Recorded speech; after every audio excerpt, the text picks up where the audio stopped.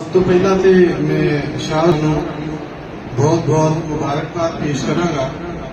कि उन्होंने पंजाबी विच ये जिहड़ी पंजाबी अदब की सेवा की है उहदी उन्होंने बहुत ज्यादा मुबारक होए। सियालकोट विच भी, लाहौर विच भी, अज इत्थे भी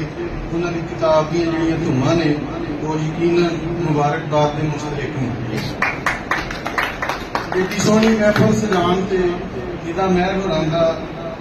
भी शुक्रिया भी अदा करना चाहिए कि उन्होंने सानू सारे लोगों को इत्थे जमा करके शाह होरां दी किताब के बारे कुछ कहण दा ते सुनन दा जिहड़ा उन्होंने मौका फराहम किया। शाह होरां दी किताब बड़ी जिहड़ी एक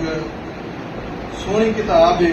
पंजाबी अदब दे विच एक बड़ा अच्छा इजाफा है। जुबान की गल हो रही सी ते मैं भी चूंकि मैं पहले तो ही सोच रहा कि मैं भी यह गल करांगा जी अलवी साहब ने भी की है ते मुहतरम भट्ट साहब ने भी की है।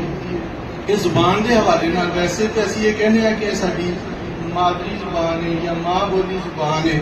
ते लेकिन ये वे कि असीं बहुत थोड़ा सारा हिस्सा जिहड़ा है ये मावां कोलों लैंदे हैं, लेकिन उसके बाद जिहड़ा असीं गली मुहल्ले विचों मेलियां ठेलियां विचों बाजारां विचों थड़ियां उत्तों यारां दोस्तां च बेलियां च